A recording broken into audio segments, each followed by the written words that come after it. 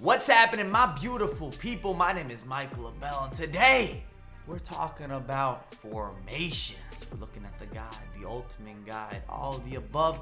We got the 4-3-3-4, the attacking variation, one of my favorite formations in most FIFA installments. And we're gonna talk pros, we're gonna talk cons. But before we get into that, if you need the tactics, just all of the above, after this video, head on over to OB's channel. I'm gonna link that down below. That's my guy. Make sure to drop a thumbs up. All that good positive love, appreciation. We are grinding FIFA 20. And in the comments, what other formations should we be talking about? What needs to come out ASAP?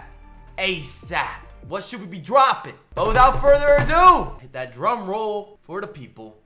Let's talk about the 4-3-3-4. When we're diving a bit deeper into the pros, the positives, insert a superlative here. For the 4-3-3, it starts. For yours truly, you're going to cut out a lot of that wing play. And I like that because I go up against a variety of opponents, as do we all, playing division rivals, playing FUT champs, grinding the weekend league, playing against your friends, you name it. I don't want to give away free possession. And the 4-3-3, you're not going to be switching the pitch side to side. It's going to cut that out real quick, especially if you're playing an aggressive tactic. Let's talk about designer. Well, I'm not talking about any clothing brands. And just on a side note, it's not about what you're wearing, it's about how you wear it. Okay? That's what fashion is supposed to be about. I'm not saying I'm the most fashionable person in the world, but I'm seeing people attach themselves to brands, but not attach themselves to the aesthetic. What does your physique look like? What is the cut? Is this gonna suit your body type well? Layer it up. Show us some character. But the reason I said designer is because the 4-3-3-4 is designed well for very aggressive transitions. When you win the ball, you get an instant counterattack. Somebody's going to be open. It's like those wingers were told before the match, hey, you're going to score goals. Or we've got an incentive for you. We're going to give you more money if you score goals. Or we're going to give you a night out on the town you're going to remember if you score more goals. They just seem so motivated when they're going forward. They're always getting in behind. They're always looking for that pass, for that through ball. Just my opinion.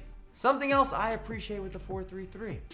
Depending on your tactical approach, and this is where OB really comes in, you can play very wide in this formation, or if you have your left winger and your right winger looking to more so cut inside, you could have a bit of a different approach play to your offensive counterattacks or your build-up, or even the opportunities that you're looking to create, whether that's a 1-2 or heavy wing play, if you're trying to whip in crosses, so you feel like you have a tactic for converting cross opportunities, because I wouldn't say that they're that efficient in FIFA 20. Is crossing still valuable? Sure. But as one of your main tactics, it's gonna get a little bit more debatable. The point I'm trying to make is you can play very wide, or you can play a bit more centric, which might be a surprise hearing that from someone such as myself when you're talking about a 4-3-3. Any of those variations are always known to be a little more wing play first. And last of the pros, and it might seem kind of obvious, but the 4-3-3-4 is very attack oriented. I know I talked about players oozing of confidence in the way that they almost flourish or attack the space, or just look to travel, and to travel often. I don't know if that's a great analogy, but it's an attack-oriented formation. You've got a center attacking mid. He's going to be a big key to your success in this formation. And then you're feeding those wingers. You're feeding your striker. You're letting them be themselves. It really feels as if you have this front four that has come together with one mission, and that is to get shots on goal and to put your opposition under pressure. We've talked about the pros. Let's talk about the cons, the negatives, things that don't make you smile. And this can go either way. My first point is there's a lot of risk to reward in the 4-3-3-4. And I'm talking about your pressure play, going for the takeaways. If you get a good one, you have an instant transition. You have a pathway to success, or at least FIFA success. You're going to get that 1v1, or you're going to find yourself in a very attacking area of the pitch. You'll be the beneficiary of that defensive step. But at the same time, if you miss your opportunity, You might not have as much support as a different formation. Maybe you don't view the defensive risk to reward or that perspective as a negative. Good for you. But what about losing the midfield battle? Because that's going to happen time to time. Even if you're an excellent player and you've mastered the tactics for the 4-3-3, it's inevitable that someone's going to be able to overrun your midfield because they're going to have more bodies. Plain and simple. The formation they're using doesn't have the wingers, and they're going to have more bodies in a central location on the pitch. And they're going to be able to pass the ball around a little bit. They're going to be able to drag players out of position.